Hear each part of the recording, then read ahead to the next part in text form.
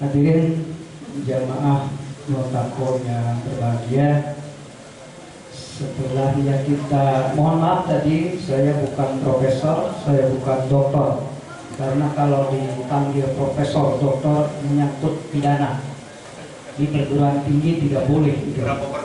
Tapi jabatan saya lebih dari profesor, lebih dari doktor, karena mewakili koordinator wakil Kopertais itu 2 periode dan diperebutkannya oleh profesor doktor, tapi yang dipercaya Muhammad Diding Baharudin. Kayak Nadiem Makarim lah. Yang kedua yang ingin saya sampaikan bahwa kita itu dituntut pada Multaqo ini adalah panduan yang bersifat bisa ditularkan kepada generasi kita. Oleh karena itu, yang namanya panduan Islahul Aqidah, panduan Islahul Ibadah, kalau dia berbicara tentang Islahul Aqidah, maka ini yang akan dibicarakan, tidak melantur sana kemari. Yang kedua, ya, juga nanti ada buku panduannya. Nah, kalau sasarannya tadi akidah itu ya untuk menjadi dasar daripada segala aspek kehidupan, maka panduannya apa, bukunya apa gitu, supaya bisa bahkan dituntut yang namanya Islam Usamaniyah itu untuk diajarkan di anak-anak sekolah, di anak perguruan tinggi. Ya kita memiliki perguruan tinggi itu 6 perguruan tinggi di Jawa Barat semua, universitas 1. Jadi perlu bapak-bapak tahu, ini memerlukan tuntunan, memerlukan panduan bagaimana mengajarkan Islam Usamaniyah. Perguruan tinggi tadi sudah disebut di Bogor 1 ya, Al-Islam, kemudian di Majalengka PUI, STI PUI, kemudian di Ciamis ada Putra Galuh PUI, kemudian juga di Gunung Puyuh ada 2, ada STI, ada FISIP, kemudian di Bogor ada STI di PUI, di Cianjur sedang merintis sekarang Ashabul Yamin ingin mendirikan STI. Nah, jadi ini memerlukan panduan-panduan tentang Islam Usamaniyah. Oleh karena itu harus runtut. Saya sudah menyusun dimulai. Ini tadi kalau Pak Angkos menyebutkan Islahul Ummah itu, akidah itu kan memperbaiki umat. Nabi Shallallahu Alaihi Wasallam diutus ke dunia ini pertama kali memperbaiki masyarakat, di masyarakat paganisme menjadi masyarakat tauhid. Nah, oleh karena itu yang diperbaiki itu siapa? Umat, masyarakat. Nah, oleh karena itu saya menyusun tulisan, ini pun masih mentah, belum bisa dijadikan rujukan, masih belum bisa dijadikan pedoman, tetapi ada gambaran. Yang pertama tentu pengertian. Apa itu disebut dengan pengertian Islah? Islahul Ummah. Ada 2 kata di sini, ada Islah, ada Ummah. Istilah Ummah kata berasal dari bahasa Arab. Yang pertama kata dasarnya adalah solaha, artinya perbaikan. Ada beberapa tafsir di situ yang mengungkapkan atau kamus ditemukan beberapa arti, antara lain baik, tidak baik, rusak, binasa, ada juga saleh, ada juga patut, damai. Tapi menurut kajian hukum Islam, Islam itu adalah memperbaiki, mendamaikan, artinya ada perbaikan di situ. Jadi Islam itu adalah perbaikan. Nah, sekarang apa yang disebut dengan umat? Tadi sudah disebutkan. Umatan wahidah itu adalah umat yang bertauhid. Kemudian Al-Quran juga merujuk kepada seluruh kesatuan dunia Islam. Kalau Jamaluddin Al-Afghani mengatakan pan-Islamisme, umat. Nah, ini yang bisa dilihat nanti pengertian umat dan Al-Qur'annya dan tafsir-tafsir. Sekarang Islahul Ummah dalam konteks PUI. Islahul Ummah dalam konteks PUI merupakan satu bagian tadi dari 8 perbaikan PUI, yaitu perbaikan umat agar umat menjadi umat terbaik, umatan wasatah atau kuntum khairu umat. Mereka adalah sebaik-baiknya umat. Ini surat Al-Imran ayat 110 itu sudah pada hafal. Nah, jadi tujuan PUI adalah memperbaiki umat, minimal memperbaiki anggotanya. Memperbaiki apanya? Tadi sudah disebutkan, memperbaiki akidahnya, memperbaiki alatnya, memperbaiki keluarganya, memperbaiki budayanya. Nah, ini yang berkaitan dengan perbaikan umat dalam konteks PUI. Jadi kuntum khairu ummatin ukhrijat linnas ta'muruna bil ma'ruf wa tanhauna 'anil munkar. Kamu adalah umat yang terbaik yang dilahirkan untuk manusia, menyuruh kepada yang ma'ruf dan mencegah kepada yang munkar. Nah, ini kalau kita amar ma'ruf itu masih aman lah kita. Artinya sholat ke masjid, sedekah, zakat, amar ma'ruf kan. Nah, kalau sudah nahi munkar, disitulah kita akan menghadapi berbagai persoalan. Kita berangkat dari rumah ke masjid, ketemu dengan orang yang tidak sholat, aman-aman saja. Tapi ketika kita mengatakan amal ma'ruf nahi munkar, ayo bareng-bareng ke masjid. Nah, ini baru mulai tingdaikeun teh teh boa nyarekan ka urang mah teh ka masjid oge anggar we miskin. Bisa gitu kan? Ini tantangan. Kalau kegiatan amar ma'ruf masih mudah, tabliger itu masih mudah.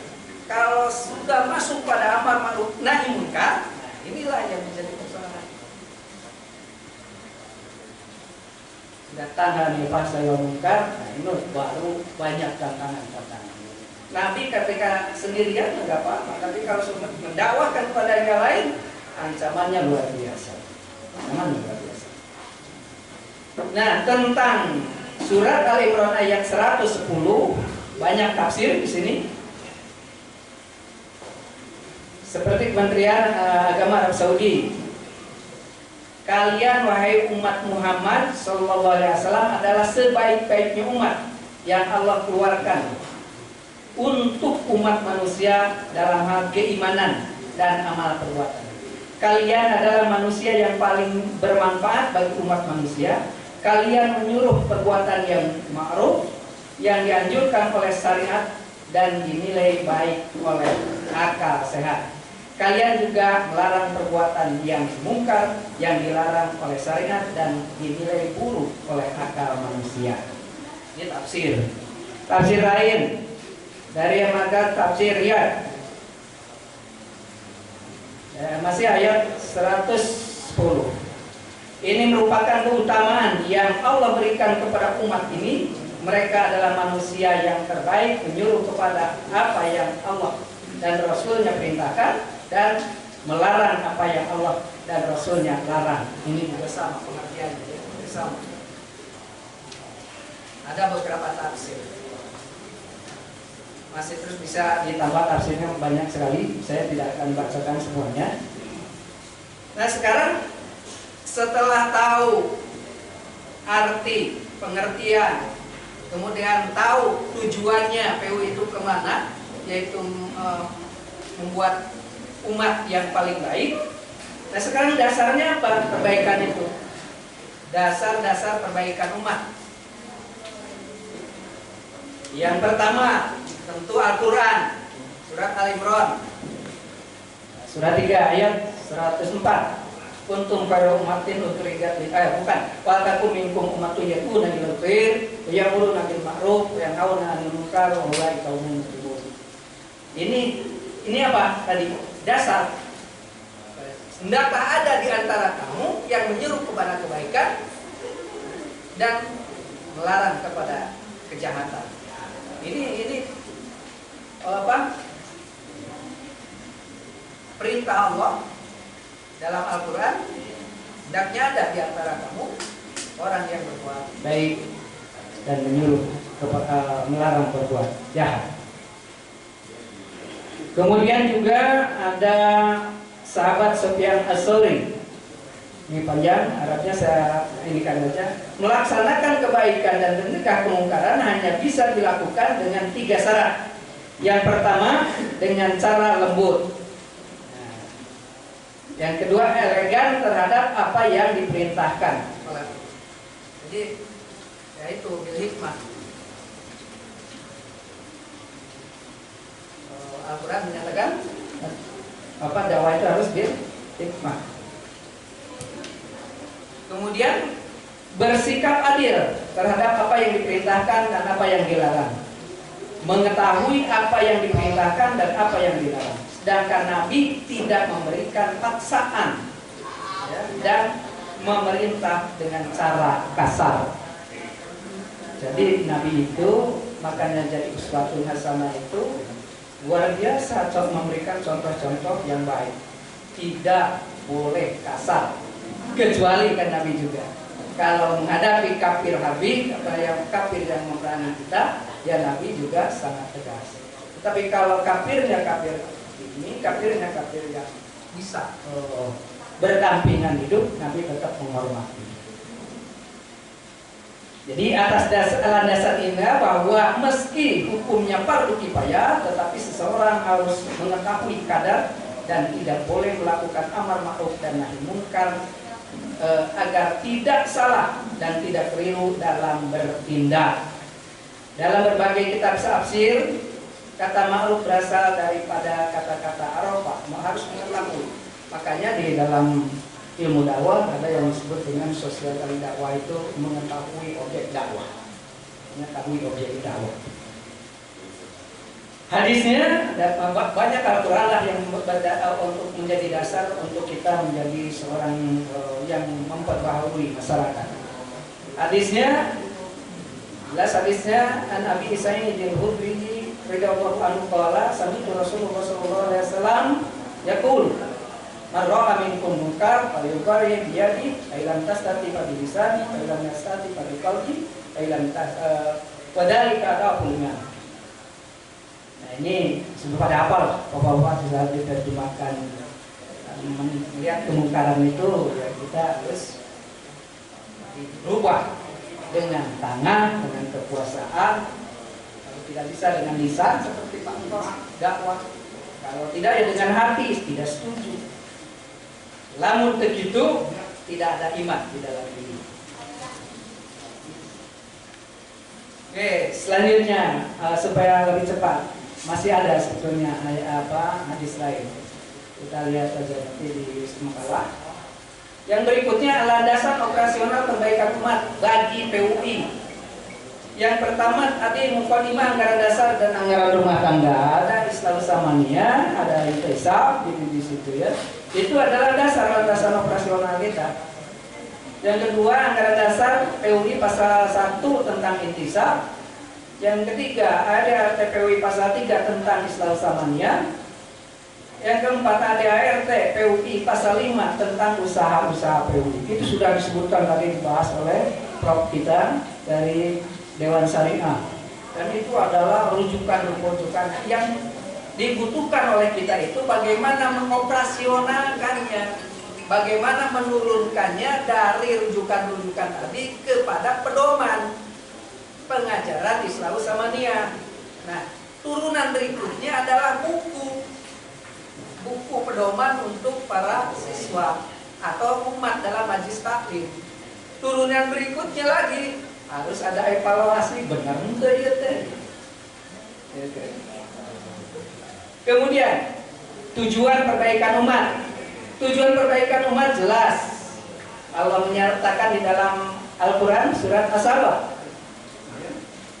Dan itu bisa dibaca yang ujung-ujungnya Bardatun Sayyibatun ya Rabbul. Ujung-ujung.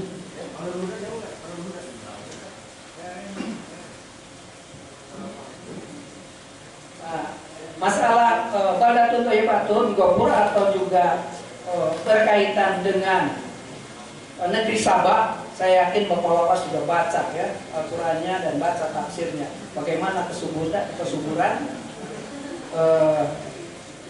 zaman Nabi ya, di Badatun Taibatan Gopur itu adalah sebuah negeri yang luar biasa. Kalau menurut tafsir itu, kalau seorang petani berkeliling dari kebun yang Badatun Taibatun Gopur itu, ketika dia berkeliling di kebun, kemudian pakai bakul di sini keliling, begitu sampai ujung sini, si bakul itu sudah penuh. Artinya buah-buahan yang luar biasa yang sudah masak, ketika keliling petani itu, dari sini bakulnya kosong sampai ke tempat ke sini bakulnya sudah penuh. Antara lain begitu lah. Ya, ada bendungan Ma'arif segala macam. Banyak sekali tafsiran-tafsiran Badatun Taibatun Gopur masih bisa dibaca. Nah, sekarang bagaimana strateginya? Strategi perbaikan umat. Apakah kita akan menyerahkan kepada partai politik? Apakah kita akan menyerahkan kepada demokrasi? Apakah kita akan menyerahkan kepada kapitalis atau sosialis? Nah, strategi perbaikan umat, Allah Subhanahu wa taala menyebutkan bahwa mengikuti ajaran syariatnya sebagai bentuk perbaikan, sedangkan pertentangan terhadap syariatnya disebut kerusakan. Al-Qur'annya wala tufsidu fil ardi ba'da islahiha. Dan janganlah kamu berbuat kerusakan di muka bumi sesudah Allah memperbaikinya. Dan dalam surat lain Allah mengatakan bumi ini diwariskan bagi orang-orang yang saleh. Tetapi orang-orang kafir itu, mereka sering mengatakan bahwa kita sedang berbuat kebaikan, sedang membangun, sedang memperbaiki kemanusiaan. Tapi Allah sudah menjelaskan dalam Al-Quran surat Al-Baqarah, wa idza qila lahum la tufsidu fil ardh qalu innama nahnu muslihun ala innahum humul mufsiduna walakin la yash'urun. Dan apabila dikatakan kepada mereka janganlah kamu membuat kerusakan di muka bumi, kalau kan membuat kerusakan kan, membuat kerusakan itu laut dicemari, gunung digululan, ya macam-macam gitu ya, sistem juga dirusak gitu. Tapi mereka menyatakan saya sedang membangun.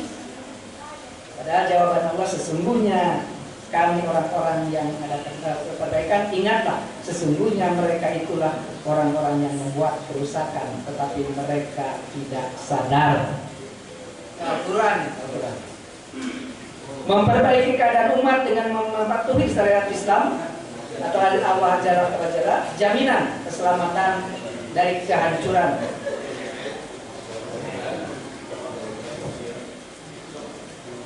Panjang ya? Ini masih banyak. Sudah dibaca aja nanti lah. Saya ingin menyampaikan yang kedua. Nah, yang bagian F, pentingnya PUI berpolitik.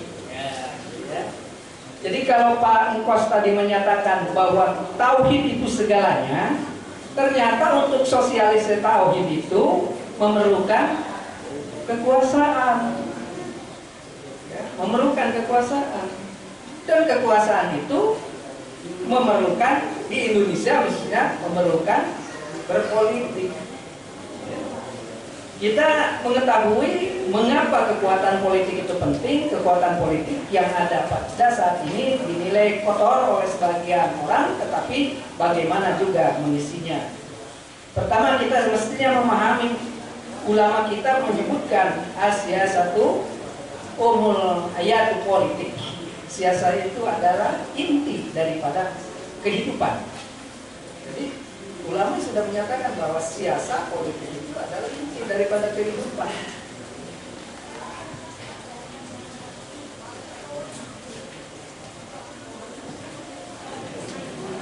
Nah,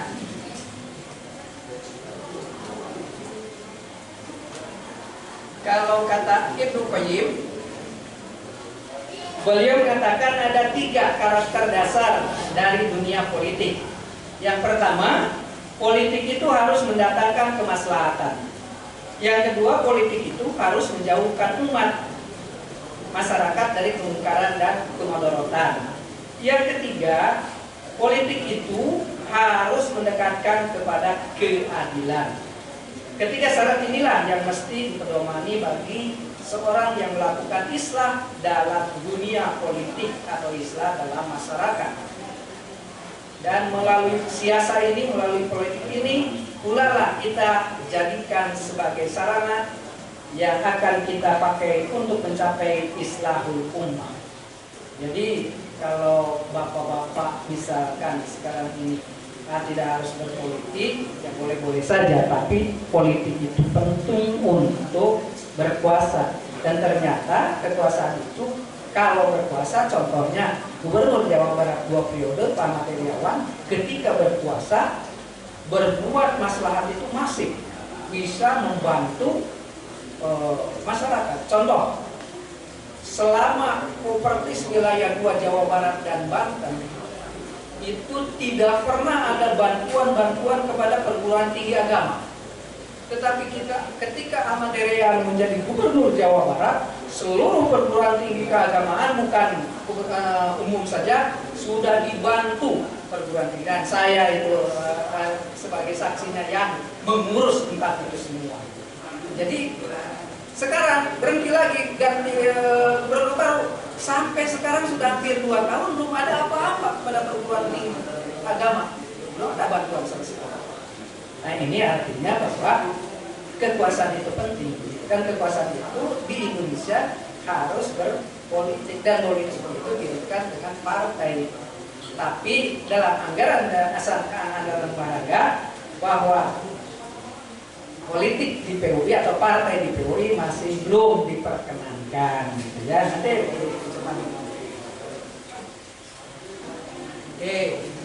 posisi saat ini dalam berpolitik PUI. Pertama, anggaran dasar PUI pasal 2. Sifat perhimpunan ini bersifat pergerakan Islam yang mandiri, independen. Artinya tidak di bawah salah satu partai atau salah satu golongan, independen. Yang kedua, PUI bukan partai dan tidak di bawah salah satu partai politik.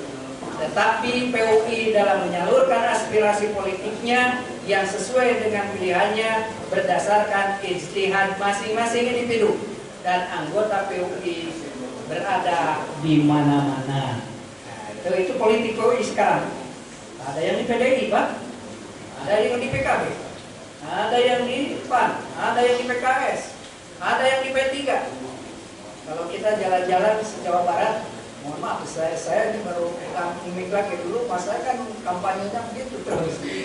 Yang pertama, ya, kalau kita jalan-jalan ke Sukabumi, banyaknya Petilu, Pak. Karena Bapak PKS di Anjur, Petilu di Gunung Puyuh, Pak. Kemudian di Cianjur kan PPB. Ya. Kemudian di Majalengka ada yang PKS, ada yang PDI. Keduanya masuk PDI dan calon bupati dan menang lagi di Majalengka. Nah, kemudian di Indramayu, Cirebon, Golkar kan PUI. Ya, jadi sekarang PUI masih ada di mana-mana. Kecuali kalau ada kesepakatan merubah anggaran dasar, para PUI akan mendirikan sebuah partai gitu kira-kira. Tapi jadi beda nanti. Jadi Islam wasatiyah dalam partainya susah nanti. Kalau dalam partai kan sekarang wasatiyah dalam partainya masih mengakui berbagai partai. Tapi saya yakin bahwa politik itu penting. Tetapi yang namanya politik harus diusahakan meskipun kita tidak punya partai. Sebab manfaatnya sangat banyak. Yang terbukti ketika ketua DPR RI kan jelas ya, PUI itu sangat mudah berjalan karena di kantongnya sendiri, karena kita tidak punya dana. Atau PUI jadi bupati, PUI jadi gubernur. Bahkan di Cianjur kalau saya mau datang, yang jadi wakil gubernur, ya di Cianjur ke asrama apa Wawan gitu, udah ke PUI gitu. Tapi orang yang bukan sama ketua PUI gitu, hayang jadi gubernur. Ya Pak merasa jadi kalau siap untuk jadi Jabar 1 gitu. Bukan mendukung, ya, memang ini penting bagi kita. Saya kira itu sebagai jadi kalau sistematikanya begitu kira-kira kalau mau menyusun panduan. Jadi ada kata pengantar, ada tujuan, ada dasar, kemudian bagaimana PUI, bagaimana dasar-dasar organisasi, bagaimana juga dasar-dasar Al-Quran dan seterusnya. Itulah barangkali yang perlu disampaikan. Mohon maaf sekali lagi ini hanya sebagai bahan rujukan bagi bapak-bapak. Yang paling penting itu kita ditunggu oleh jamaah bagaimana menerjemahkan 8 Islam Samania. Dan ini sebetulnya terjemahan dari Islam Kafah kan, Urkulu Bisin Kafah. Masukkan dalam Islam itu secara keseluruhan dan dijabarkan oleh para ahli di PUI 8 Islam perbaikan. Kan tafsiran Islam Kafah itu ada 2. Apakah yang dimaksud kafah itu diri kita sendiri dari anak, keluarga masuk Islam atau dalam sistem Islam? Itulah debatable nanti kita akan bicarakan. Terima kasih. Assalamualaikum warahmatullahi wabarakatuh. Waalaikumsalam warahmatullahi wabarakatuh. Jazakumullah.